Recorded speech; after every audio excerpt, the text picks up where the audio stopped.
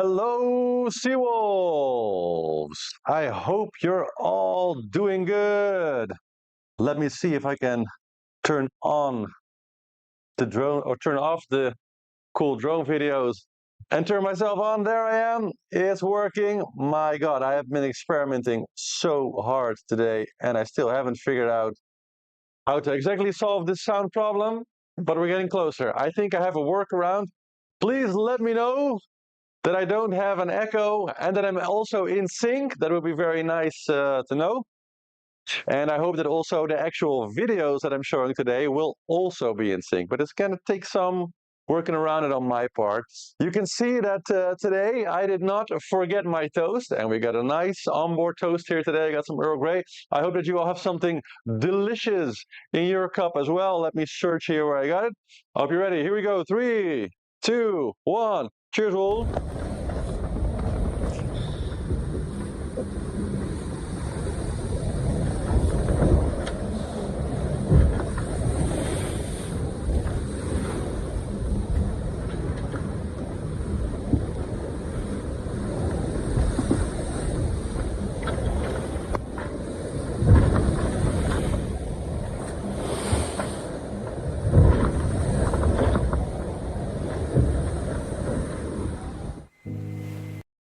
Yeah, nice little onboard ride there. And we have actually a lot of updates today. Of course, the first, most fun part of the news first, and that is some Goodchild. I told you we were hoping, well, actually, he told us that he was hoping to soon send us a video where his sail would be up and flying, and we got it. So let me turn the sound correct here, and here we.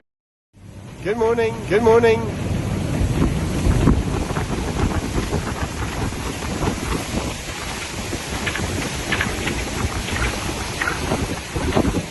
Not going to cry victory just yet, but a little one, just a little one.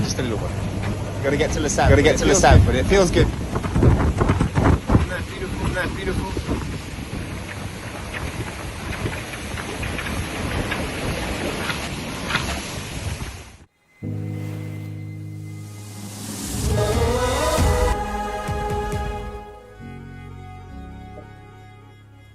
Yeah, sorry, that was my bad there. So I have to switch between two sound channels in order to keep everything in sync, but we're getting there. It's a little bit extra work here still. After Sam there, of course, happy to see that he's sailing at speed again, more or less. We'll check that in the tactical update in a minute here also. Secondly, we have a very nice, a very cool interview with Clarisse Creamer. Let's hop right in and go. Hi Clarice, how are you? Hi Andy, I'm good. How are you? Yeah, not too bad. Can't complain. How's the weather? How's life on board L'Occitane today? It's a bit bumpy. Yeah, I see that. It's quite quite a tough sea state, 5 meters of swell, and we are going reaching upwind. So it's not easy, but it's still quite warm. So that's nice. Yeah, when you see how rough the very very small crumbs of the low pressure are, I can't imagine how it's been in the middle of this low pressure. So you're in a good place now, but I imagine that now it's so near and so far from the finish, in some respects. Exactly, so near and so far. It's never been so near and never been so far in the same time, because you always imagine your arrival, having time to clean the boat, having time to realize what you're going to do. It's nothing exactly like that it's going to happen, I'm afraid. It's going to be quite rough just until the end. So with so many systems to cross and so many things to do, that well, at least it goes fast. You're never bored. But yeah, there are a lot of question marks still about this arrival. I don't know if I'm going to make it in time to arrive before the big storm. What's your strategy then? Your philosophy in terms of how hard you push? well, I'm trying to push as hard as I can, as long as the boat is okay. So in fact, it is a first swell. You're just doing what you can. So yeah, I'm going to push as hard as I can, and if I have to slow down at some point to let the low pressure go ahead of me, I will. But it's not the time to do that yet. I have to try. I'm still trying at the moment. I still have hope. And do you still have moments when you enjoy it, or do you just want to be finished?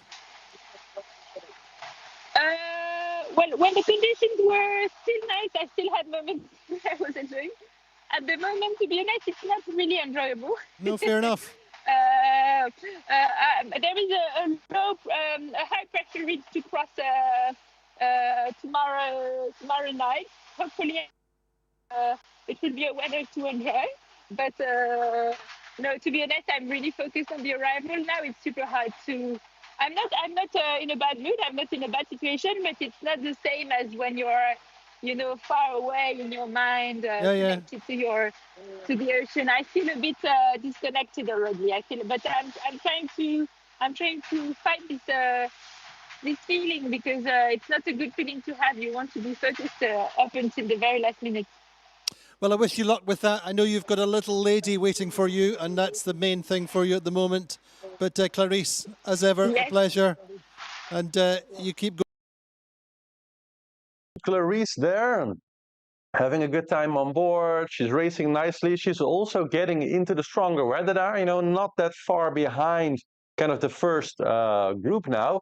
A little bit behind there, of course, we have, the group kind of with Conrad Colman sailing now. And we also have a nice update from him actually crossing the equator now, and kind of what the weather there looks like. Here we go. Let me switch the sound again.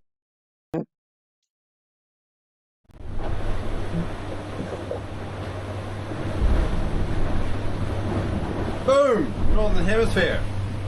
Yep, there's the big black line. Oh, quick! Let's go see if we can see it. Where is it?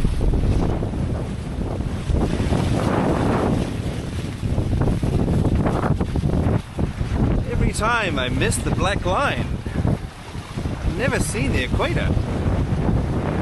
Oh, man. Well, I missed the black line for the equator again, but I did not miss the good weather.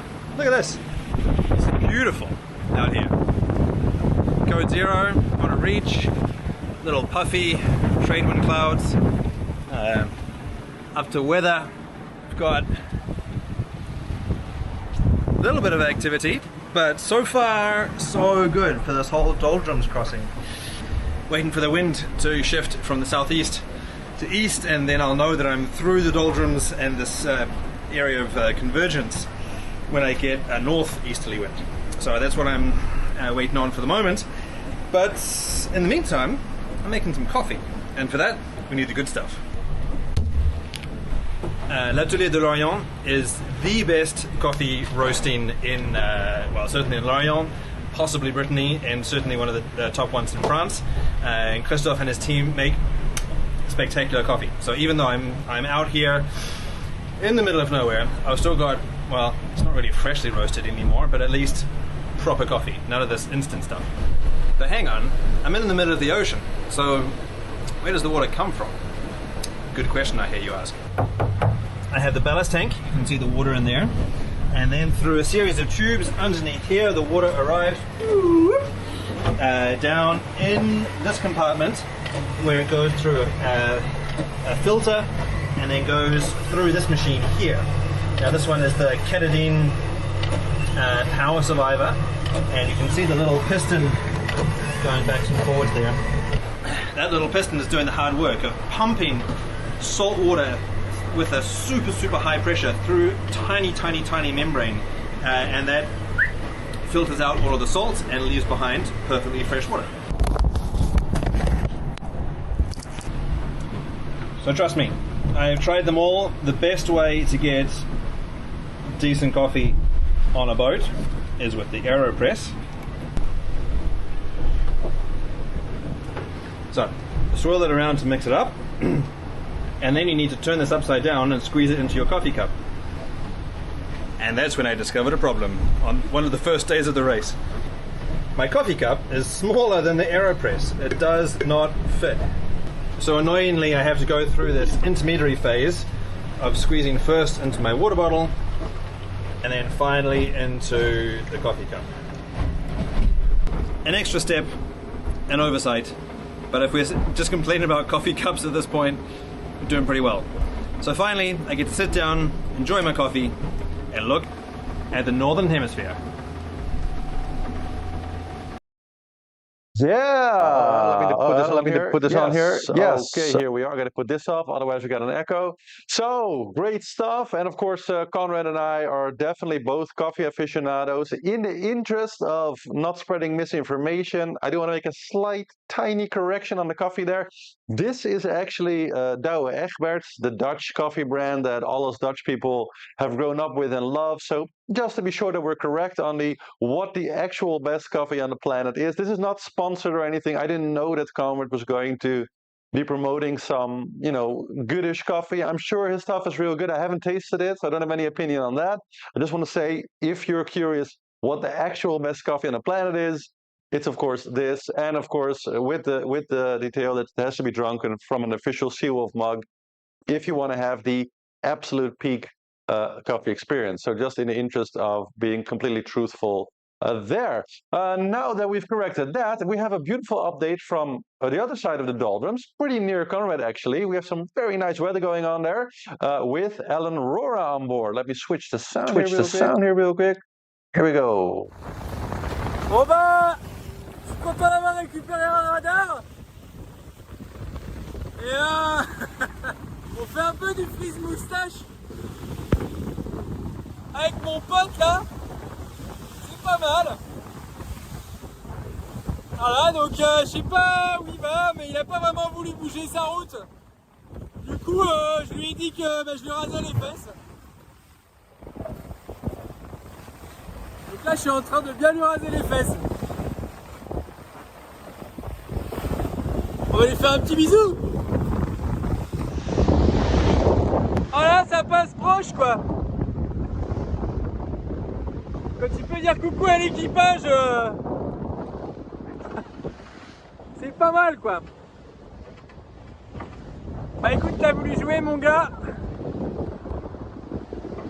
C'est bien, il m'a aplati la mer. Voilà, c'était un peu chaud. Bah, c'est rigolo. 2 jours ça va quoi. 2 nuits, tu vois, tu t'amuses pas à passer à 150 mètres d'un cargo. Tu fais à 15 000 fois le poids de ton bateau. Ah, c'est pas mal, je pense que je peux lui dire bonjour. Ah la vache. On se rend pas compte de la distance, mais il est vraiment pas loin quoi. Bon, donc là on est au milieu de l'Atlantique, on est bientôt à l'Équateur, donc on peut vraiment dire qu'on est au milieu de l'océan Atlantique. Donc il y a toujours des bateaux. Et pendant ce temps, les petits nuages sont un peu partout. Voilà. Et là, ça pue le diesel. Trop dégueulasse. Voilà, donc arrêtez de commander les choses ou tout ça là, parce que c'est eux qui ramènent ça là. Pour lui, en l'occurrence, c'est plutôt un pétrolier, mais non, pas un pétrolier, c'est quoi ça? Soja? Yeah, so you can see that Alan is having a lot of fun in the good weather there, but you can see around that there's a lot of clouds there. That's the typical doldrum conditions where you have some clear skies, almost no wind, then suddenly some wind, then suddenly epic thunderstorms and rain. And we actually also have a nice example on board with Tangy of kind of the other side of the doldrums, let's take a look. Regardez-moi ce déluge. Ah bah là, je croyais que c'était sorti. Je croyais que j'étais sorti, mais non. Du coup, j'en ai profité pour prendre une petite touche. Ça fait du bien. Et là, voilà, c'est le photo noir. Hein. Je crois que c'est ça. Hein. C'est noir. Ça ressemble à un pot. Ça a l'air d'être le poteau noir. Bon, je retourne à la douche.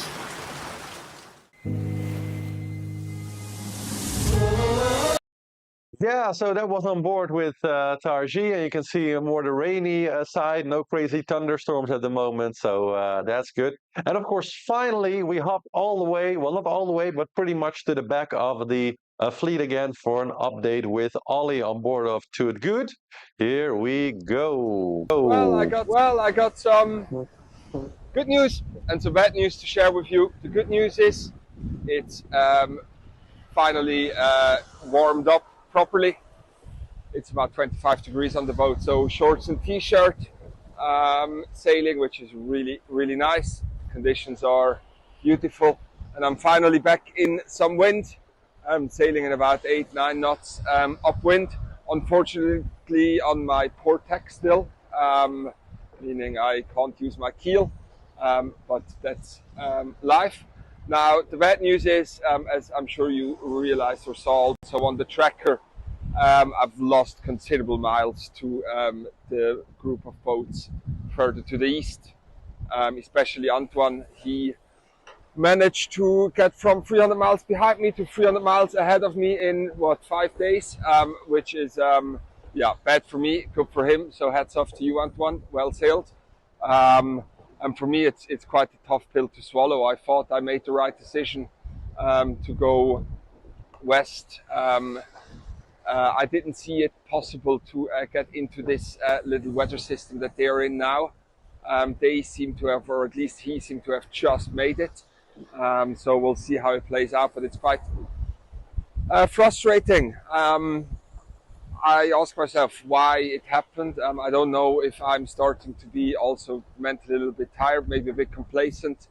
I maybe also haven't fully studied the weather systems in the South Atlantic ahead of the race. This part of the race is much more complex than I anticipated it to be. So that's definitely a learning for next time I'm down here, hopefully in 4 years' time in the Vendee 28. So I do try and take the positives out of everything. But for now, I just have to live with the situation. We're now sailing into completely different winds. My wind is coming from the west, their wind is coming from the east. It's still a long way to go, so we'll see what happens further down the road.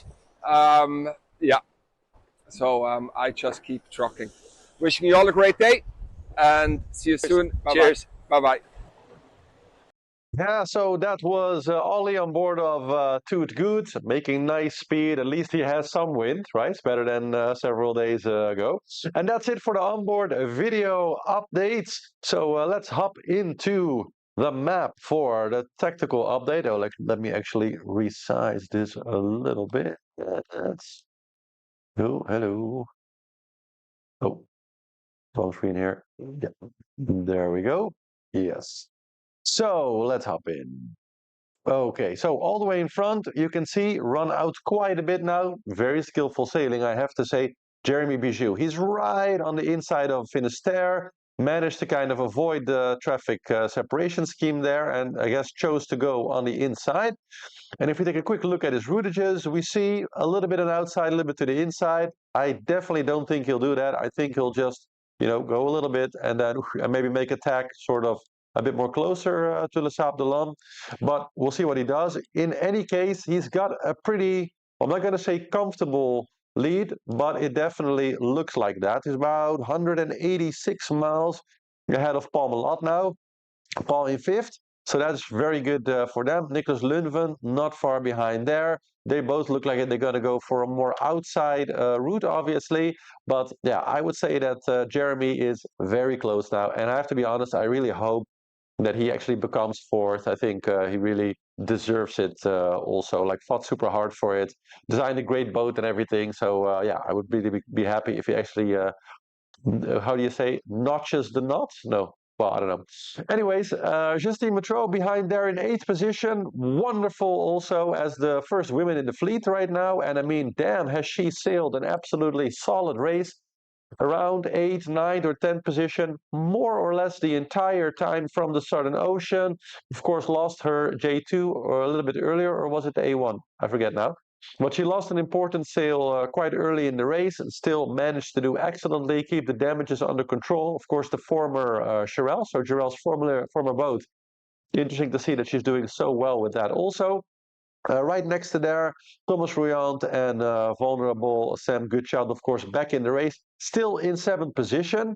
Now, I don't know who's going to come out of this scuffle ahead. I think Sam has a good chance, but as you can see, his ability to keep going in that particular direction is going to run out pretty fast. So he's probably going to be the first one to jibe. So it stands to reason that he probably is going to lose that position, I think, to Justine first. And then as they do a little tack battle, the position will probably shift a few times, and it's going to really depend on who kind of makes the decisive tack in which moment to actually enter the bay and then kind of make their way as fast as possible to Le Sable de Lande. It's going to be an exciting race for those three. Then behind those three, quite a bit behind, we see that Boris now, of course, used to be part of this group here, completely fell out of there, and now very much behind the group with Clarice, with Benjamin Dutroux here, and of course Samantha Davis also. Well, we were on board with Clarice earlier. There's some pretty strong situations, but no storm situations or anything like that. It's just 25 knots, so great sailing, I would say, but it's a pretty tough sea state still, based on the storm that was raging here a few days before. Then we see that Roman Atanasio in a great position there, pretty much leading the rest of the fleet with a good distance there. So he's got a real chance here, having passed the Doldrums now, to make it to the Azores High and kind of make it through. And we'll have to see if he actually does so. But if he does, I think he's got a really good place to hold on to that 14th position. Maybe even build out his lead more if he passes the Azores High in a similar fashion as Charlie and Sebastian and Jon did. Then, if we hop in here, we see Isabel Joschke now actually best of the rest. That's kind of interesting to see. She's also sailing with the one foil, so the one foiler sailors are doing good, I think, mysteriously. Quite interesting to see. We have this little group here with Benjamin Fair. We have Giancarlo Pedotte and Tangy. We were on board with him earlier.